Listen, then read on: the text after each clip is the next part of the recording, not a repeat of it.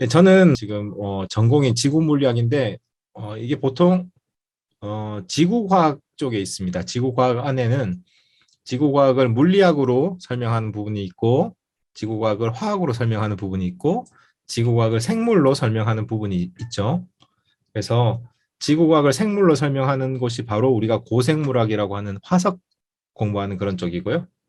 지구화학이라고 하는 분야는 여러분들이 가끔씩 접하시는 방사선 연대 측정, 이렇게 화학의 원소를 가지고 이렇게 분석하는 방식이 있습니다. 그리고 이제 지구 물리학이라고 하는 것은 지구의 그 내부를 어떻게 하면 규명하고 알 수 있느냐, 이렇게 공부하는 것으로, 어떻게 보면 이제 지구 과학의 어떤 거시적인 학문에 있어서는 가장 중요한 파트가 되겠죠. 그 외에는 이제 실질적으로 현장을 다니면서 경험적인 해석을 많이 다루는 지질학, 그리고 이제 지사학, 이런 것들이 있습니다. 그래서 제가 말씀드린 지구 물리학이라고 하는 걸 통해서 지구의 이제 구조에 대해서 많이 말씀을 드릴 텐데요. 제가 최근에 기회가 되어가지고 고등학생들의 지구과학 수업을 이제 좀 다뤄본 기회가 있었습니다. 그렇게 보니까 지금 현재 고등학생들은 내가 만약에 이과를 선택을 하게 되면 보통 이제 지구과학 공부를 절반 정도는 선택해서 하더라고요. 그 학교 수업 안에 이미 이제 판구조론이라고 하는 교과 안에 내용이 있어요. 그래서 지금 이제 젊은 세대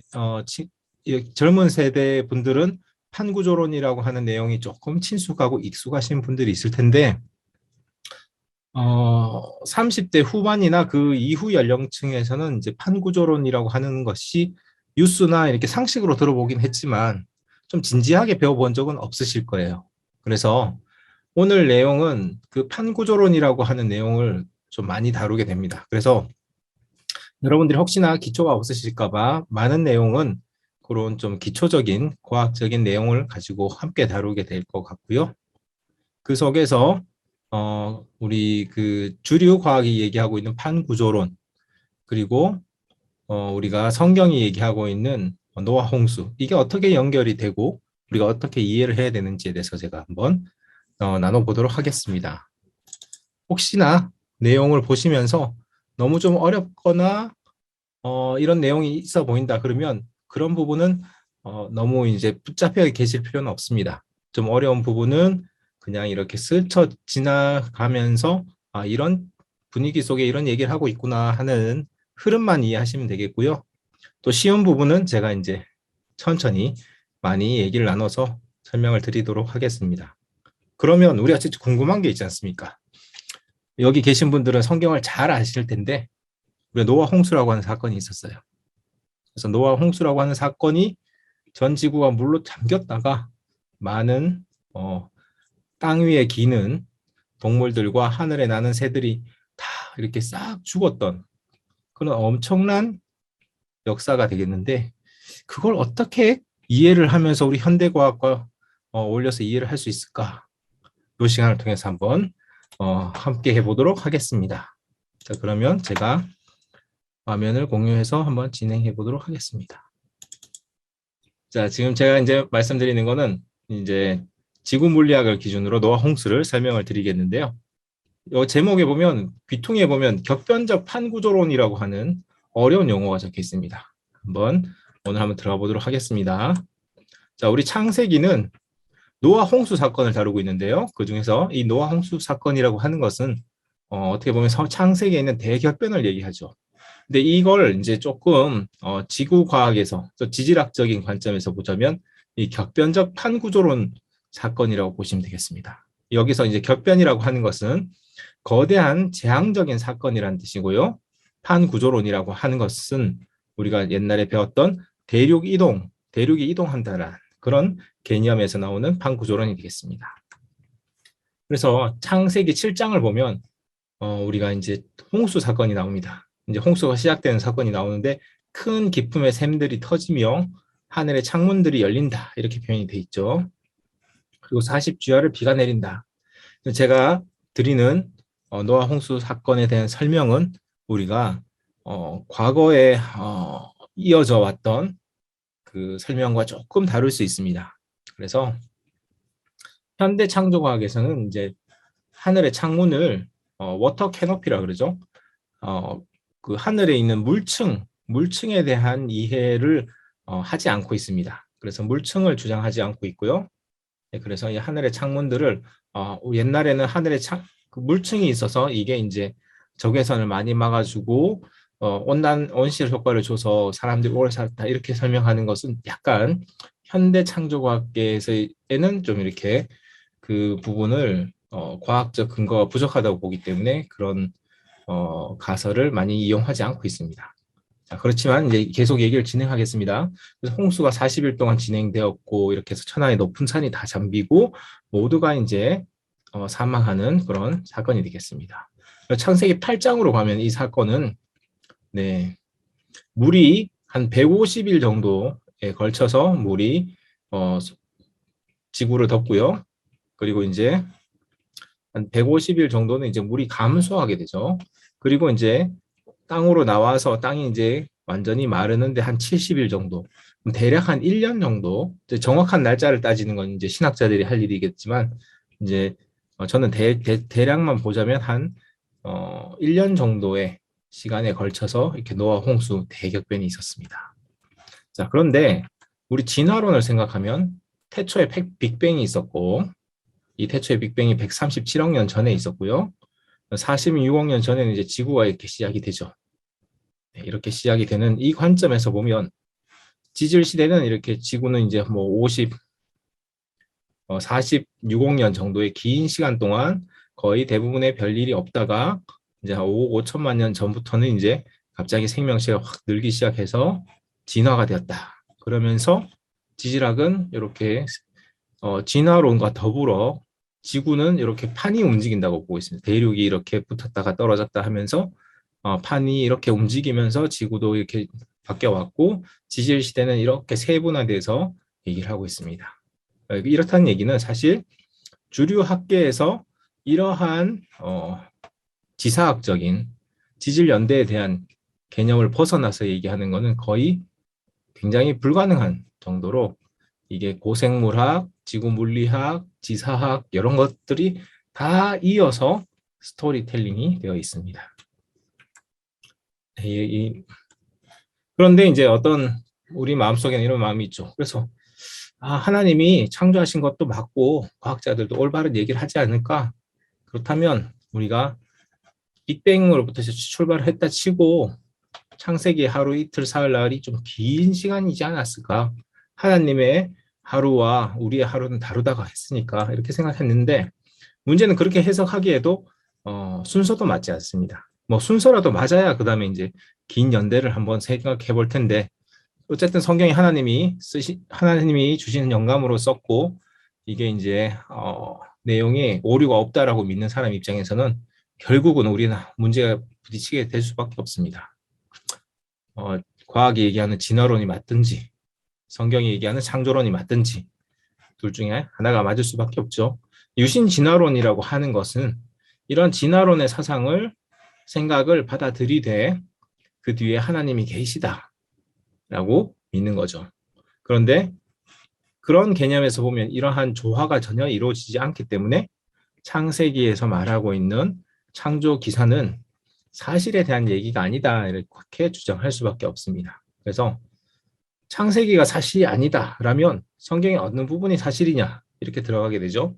그러다 보면 이제 성경은 우리가 과학적인 책이 아니므로 그걸 너무 따져서 보지 말고 네, 우리 삶에 유익하라고 주신 그런 책이다 정도로 이렇게 생각이 갈 수밖에 없겠죠.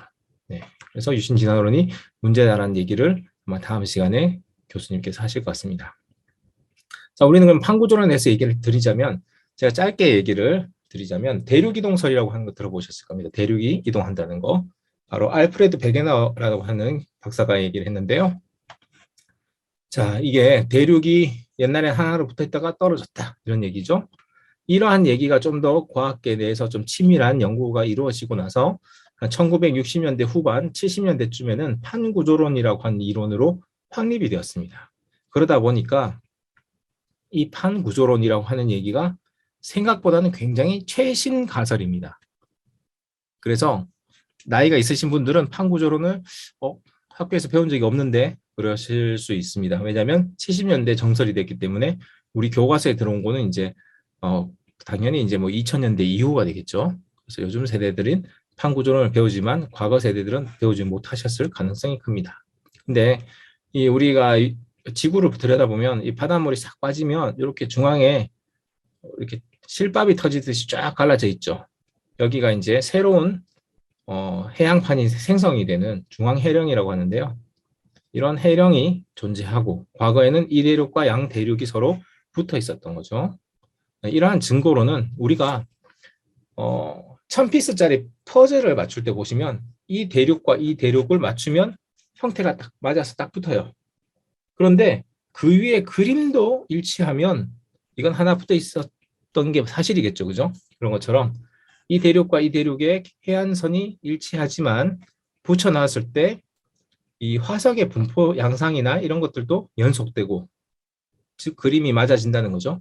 연속되는 형상을 보이고 있습니다. 이러한 대륙이 한대로 모여 있었다라고 하는 증거는 이 두 가지 말씀뿐만 아니라 굉장히 많은 증거들이 있습니다. 사실은 많은 증거들이 있어서 이제는 확실하게 받아들이고 있죠. 그러면 옛날에 이 대륙들이 다 모여서 붙어 있던 시대의 대륙의 이름은 무엇이냐? 이게 이제 중생대에 시작됐던 이 판게아라고 하는 초대륙이 바로 하나의 대륙으로 붙어 있었을 때의 땅입니다. 자, 이렇게 그러면 지구는 어떻게 돼 있느냐? 지구는 우리 땅이라고 하는 것도 있고 바다 밑에 땅도 있죠. 그걸 바로 판이라고 하는데 해양판, 대륙판, 해양 지각, 대륙 지각 이렇게 부르겠죠. 이렇게 돼 있는 것은 이제 계란 껍질이라고 보시면 됩니다. 계란 껍질. 그러면 가장 두꺼운 부분이 있는 곳이 바로 멘틀이라고 합니다. 멘틀이라고 하고 하는 것도 암석으로 되어 있는데요. 온도가 높고 압력이 높다 보니까 약간 유동성을 갖고 있는 암석입니다. 멘틀층이라 그러고 이 멘틀 안쪽에 있는 것을 우리가 핵이라 그러죠. 지구 내부의 핵. 근데 이 멘틀 위에 있는 이 해양판이 이렇게 무게 때문에 이렇게 멘틀 안으로 들어갑니다. 섭입 과정이라고 그러죠. 이렇게 들어가고 있습니다. 또한 들어가는 만큼 밑에서 멘틀이 솟아 올라와서 새로 올라오게 되겠죠. 올라오면서 이렇게 식어서 다시 암석으로 붙겠죠. 이렇게 움직이고 있습니다. 그래서 이런 구조를 통해서 판은 이동하고 움직이고 있고 전체 우리 지구를 보면 거대한 큰 판들의 집합으로 되어 있습니다. 이렇게 등껍질처럼 이렇게 깨져 있는 판들로 되어 있습니다. 그래서 이러한 판 구조론이 왜 중요하냐면 우리 옛날에 지질을 학에서 보면 습곡이 있고 단층이 있고 뭐 이렇게 배웠지만 이게 어떤 힘에 의해서 생겼는지를 설명할 수가 없었죠. 근데 이 판 구조론이 바로 그 힘을 설명을 해줍니다. 이 판이 이동하면서 대륙이 당겨졌다. 그래서 갈라졌구나. 또는 여기는 판이 이동하면서 부딪혀서 양쪽에서 밀었구나. 그러다 보니까 이렇게 휘었구나. 또는 나머지 부분에서 중앙해령이라든지 여러분들 아까 뭐 또 다른 얘기들이 많이 있습니다만 그런 옆에서 적혀 있는 이런 많은 현상들을 판 구조론을 기본으로 설명할 수 있습니다. 그래서 지질학이라는 게 과거에는 지질학에 대한 해석이요. 지질학에 대한 해석이 지질학자들이 보고 이랬을 거야 라고 하는 자기 가설을 중심으로 설명했기 때문에 지질학을 과학계에서는 뭐라고 했냐면 과학 안에서의 인문학이라는 설명을 줄 만큼 되게 모호한 학문이었습니다. 해석적인 학문이었습니다. 근데 판구조론이라고 하는 게 들어오고 나서 지질학이 점점 합리적이고 과학이라고 하는 그 옷을 입게 된 거죠. 왜냐하면 이 현상을 일으켰던 작동하는 힘을 설명할 수 있으면서 이 힘의 평형이라든지 물리학 법칙을 갖고 올 수 있게 됐죠. 그래서 물리학의 법칙이 적용된 지질학이 이루어지면서 지질학이 좀 더 이제 과학적이라는 얘기를 듣게 되었습니다. 네, 제가 얼마 안 되는 분야를 너무 길게 설명했는데요. 이제부터 슬슬 조금 빨리 가도록 하겠습니다. 그런데 문제는 뭐냐면 이렇게 판구조론이 좋습니다. 우수합니다. 그런데 문제는 기본 한 2억 년 정도의 시간을 요구하는 거예요. 이렇게 초대륙 판게아에서부터 지금까지 갈라진 걸 보면. 왜냐하면 대륙 지금 이동하는 걸 인공위성에서 관측을 해보면 1년에 평균 한 5cm 정도 이동하는 걸로 나오거든요. 그렇게 되면 지금 대륙과 대륙 사이에 떨어져 있는 거리를 이동하는데 한 2억 년은 걸릴 수 있겠다. 이렇게 되죠. 근데 성경은 뭐라고 하냐면 엿새 동안 창조하시고 그리고 이 말 속에서 성경을 쭉 따져보면 지구의 나이가 한 대략 6천 년 정도밖에 안 되게 나옵니다. 그러니까 안 맞죠. 모순이 생깁니다. 그 부분에 대해서 우리가 한번 살펴보도록 하겠습니다. 우리가 여기서 살펴보는 내용은 바로 격변적 판구조론이라고 하는데요. 우리 판구조론에 대해서 저희가 이제 나눴죠. 근데 이게 앞에서 설명드렸던 우리의 판구조론의 주류는 동일 과정이라고 하는 지금 나타나는 현상이 과거에도 그대로 똑같은 속도로 있었을 것이다 라는 그 생각을 가설로 깔고 있습니다. 그러나 도리어 과거에는 굉장히 격변적 사건에 의해서 이게 빨리 일어났을 것이다 라고 보는 게 바로 격변입니다. 격변적 판구조론. 저희는 격변적 판구조론은 무엇인가 한번 살펴보도록 하겠습니다. 물론 격변적 판구조론은 판구조론과 똑같습니다.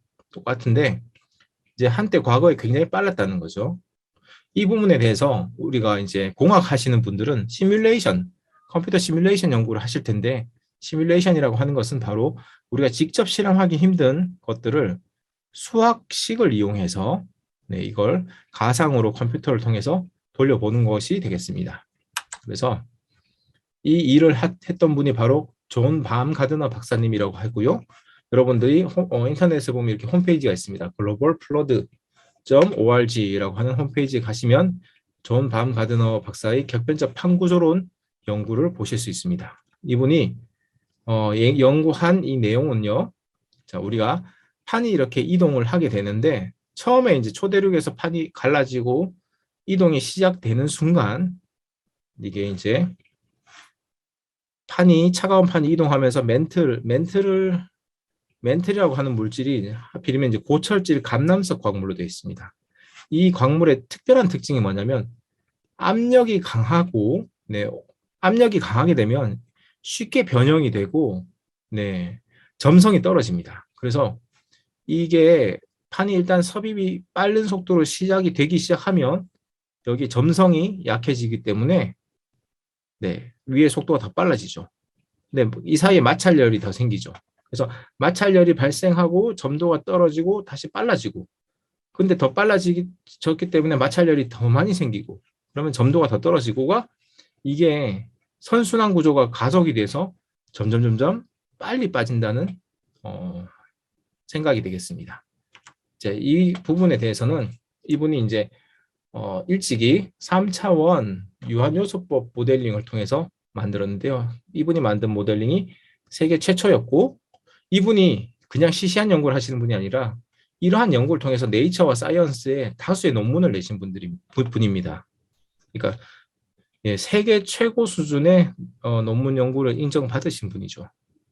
그리고 이분의 연구는 현재도 독일의 기상청이나 이런 데서 채택돼서 활용되고 있습니다. 그래서 이 모델링 자체는 굉장히 검증이 되어 있다 이렇게 보시면 되겠어요.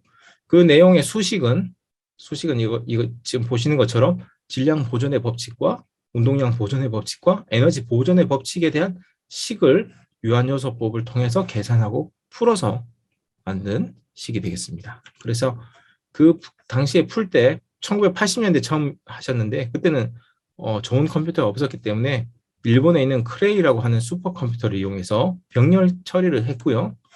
그렇게 해서 시뮬레이션을 했던 결과 판운동이 정말로 굉장히 빨랐다라는 것을 확인하게 되었습니다. 근데 이제 진화론적 입장에서는 판이 너무 빠르면 안 되죠, 그죠? 긴 연대에 따라서 긴 연대라는 관점에서 너무 빠르면 안 되는데 이분이 계산해 본 결과 거의 1년 이내에 해양판의 거의 대부분이 섭입이 되는 그런 연구 결과가 나왔습니다. 이분이 생각할 때는 이게 바로 노아 홍수의 시기에 있었다 이렇게 보시는 거죠. 자, 이분을 중심으로 이제 러셀 험프리라고 하는 물리학자나 레리 바디만이라고 하는 대기 물리학자, 그리고 지질학에서는 이제 스티브 오스틴, 앤드류 스넬링, 커트 와이즈와 같은 그런 지질학자들이 함께 모여서 격변적 판구조론을 계속 업데이트를 해나갔습니다. 우리의 이제 지구의 물성이라든지 이런 것들을 지질학자들이 좀 더 정확하게 줄 수가 있겠죠. 그런 공동 연구를 더 이어나가면서 연구를 했고요. 그래서 이걸 이제 우리가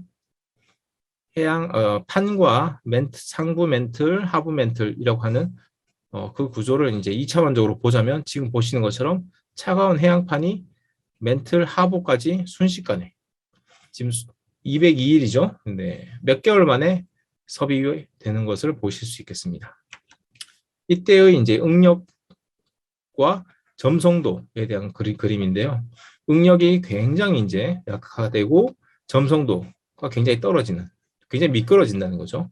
그런 현상이 나타났다는 것을 이제 차트를 통해서 보실 수 있고요.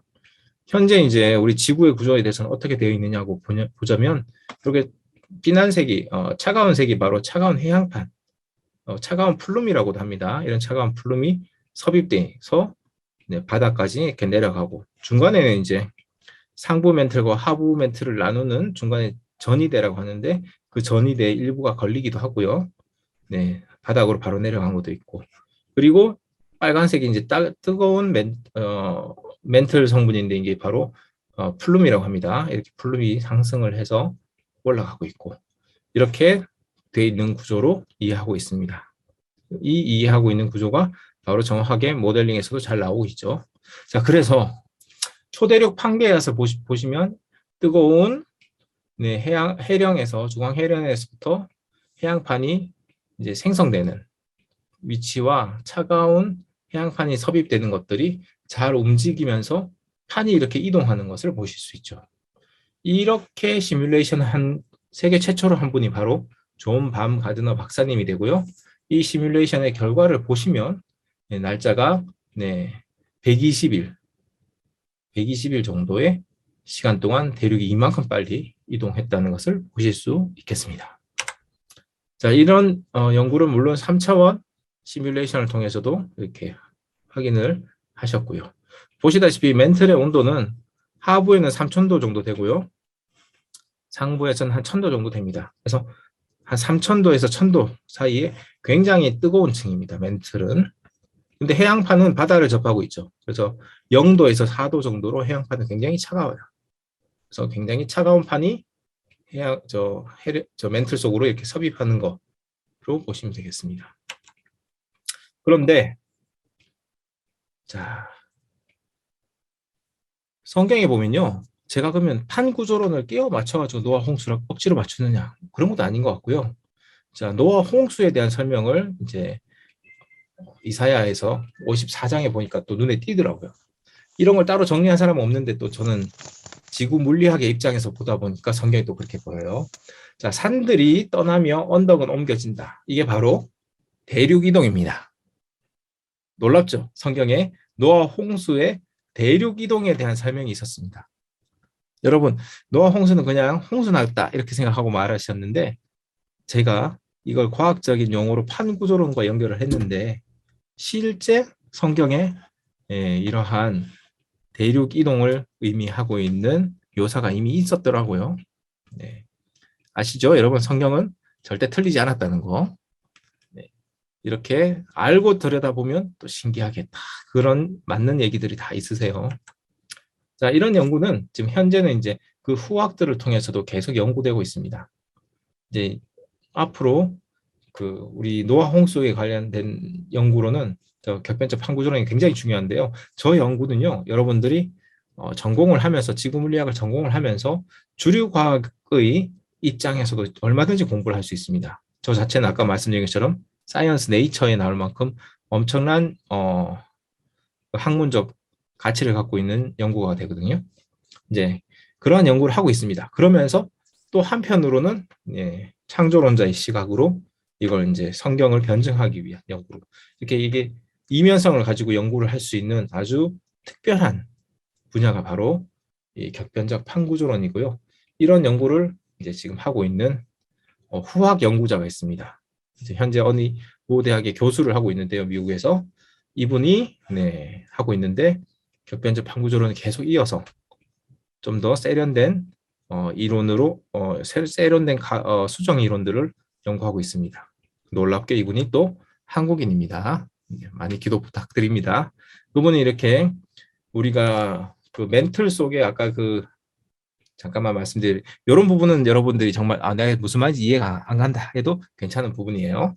자, 멘틀이라고 하는 물성을 고철질 감남석 뭐 이렇게 해서 하나의 물성으로 이렇게 뒀지만 실제적으로 이제 지구 화학을 하는 사람들을 보면 이 멘틀 속에서도 심도에 따라서 그리고 어떤 그 물성의 그 조합에 따라서 생성될 수 있는 암상의 종류가 달라질 수 있다라고 보기 때문에 여러 상으로 그러한 그 멘틀 속에 있는 물성을 단일한 성분이 아니라 이렇게 좀 더 복합적으로 고려한 성분들로 고려하는 그런 모델링을 하고 있는 거죠. 시뮬레이션이 이제 점점 복잡화되고 있죠. 그런 연구를 하신 박사님의 이런 내용이 이렇게 되고 있습니다. 이런 내용을 통해서 연구를 해봤더니 마찬가지입니다. 네, 양상은 좀 더 복잡해지고, 그림도 좀 더 복잡해졌지만 여기 보시는 날짜는 마찬가지로 격변적이죠. 판구조 운동이 이분들의 주장을 따라서 과학적인 시뮬레이션을 통해서 봤을 때는 한때는 과거에는 굉장히 격변적으로 빨랐다. 그러면 지금은 1년에 5cm 움직이는 뭐냐? 어느 정도 안정화가 되고 나서 남아있는 잔여 운동이다. 이렇게 보고 있는 거죠. 네. 용어가 어려워서 좀 어려우실 수 있는데요. 잘 이해를 부탁을 드리겠습니다. 자, 이제 여러 가지 물성과 여러 가지 속성들에 대해서 다 이렇게 복잡한 시뮬레이션을 다 한 연구들입니다. 요거는 제가 길게 설명하지 않겠습니다. 예. 학계에서 이제 연구하고 있는 아주 복잡한 논문 수준의 내용이기 때문에 제가 전공이 다르신 분들한테 이렇게 너무 깊게 설명하지 않겠고요. 마찬가지로 저렇게 지금 현재 후학들이 계승을 해서 더 복잡하고 어려운 식들을 통해서 계산을 해도 노화 홍수에 대한 그러한 시간에 대해서는 달라짐이 없고요. 보다 더 정확한 과학적인 내용을 갖고 가고 있겠죠. 자, 이건 뭐냐면요.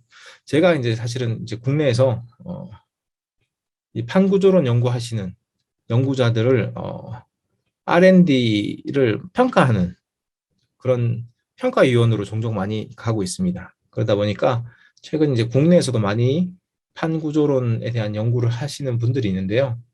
그런 분들은 물론 이제 밤가드너 박사님과 똑같은 모델링 기법을 쓰기도 하고 다른 모델링 기법 쓰기도 하는데 어쨌든 다른 쪽에서의 시뮬레이션을 통해서 봐도 판구조 운동은 생각보다 굉장히 빠르게 이루어진다라는 것을 과학자들은 알고 있습니다.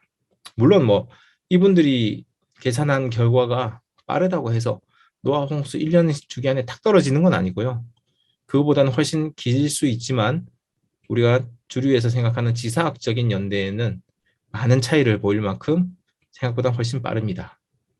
그러면 지사학이 보이고 있는 2억 년씩 되는 그런 긴 연대와 노화 홍수라고 하는 1년이라고 하는 굉장히 짧은 연대 가운데서 중간쯤에 있다라고 하면 이런 것들이 어떻게 하면 노화 홍수에 더 가깝게 되느냐 하면 그런 부분은 최초의 지구의 환경이 지금보다 조금 더 다르다라는 속성을 적용을 하게 되면 그렇게 됩니다.